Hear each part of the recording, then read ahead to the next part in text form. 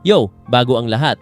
Sa article may lumabas na proposed off-season trade kung saan posibleng i-trade ng Golden State Warriors si Porzingis kapalit ang isang star player mula sa Brooklyn Nets. Pero ang take ng article, foolish o maling desisyon kung gagawin ito ng Warriors. Bakit foolish ang trade? 1. Kakakuha pa lang kay Porzingis. Nakuha lang siya ng Warriors noong trade deadline. Kapalit sina Jonathan Kuminga at Buddy Hield. Ibig sabihin, hindi pa nila fully na-evaluate ang fit niya sa team. 2. Malaki ang potential fit niya. Stretch big man, kayang mag-shoot ng tres. May size at rim protection. Perfect sana katabi ni Stephen Curry. Sa modern NBA, rare ang ganitong player, kaya sayang kung agad siyang iti-trade. 3. Oo, may risk, injuries. Kilala si Porzingis sa pagiging injury prone. Ilang seasons na rin siyang hindi consistent maglaro. Pero kahit ganon, kapag healthy siya, high-level impact player. 4. Mali ang timing.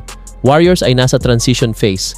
Kailangan nila ng size, scoring, spacing, at si Porzingis ay nagbibigay ng lahat ng iyon.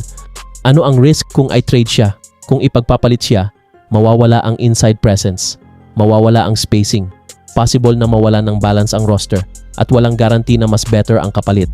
Ang punto ng article, hindi pa dapat i-give up ng Warriors si Porzingis. Kailangan muna nilang makita kung paano siya mag-fit kasama si Curry. At ngayon, may malaking update tayo kay Steph Curry at hindi ito simpleng good news lang. Oo, malapit na siyang bumalik, pero ayon mismo sa kanya, hindi pa sigurado ang kondisyon ng tuhod niya at habang bumabalik siya, mas lalong nagiging komplikado ang playoff path ng Warriors. Matapos ang kanyang 5-on-5 scrimmage, nagbigay ng honest update si Curry. Sabi niya, "It felt great." Pero unpredictable pa rin ang knee niya. Ibig sabihin, maganda ang pakiramdam ngayon.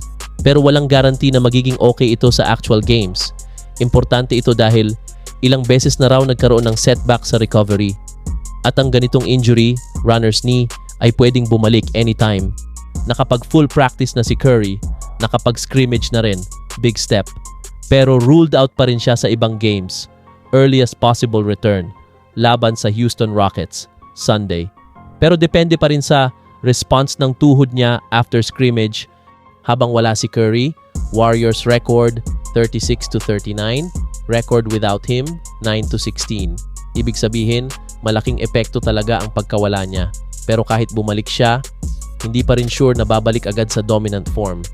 Ayon sa analysis, kahit bumalik si Curry, ang Warriors ay nasa play-in territory pa rin. Possible path: 1. Play-in game number 1, must win. 2. Play-in game number 2, must win ulit. 3. Tapos haharap sa top seed, pero may twist. Kung healthy si Curry, may chance silang manalo versus weaker teams.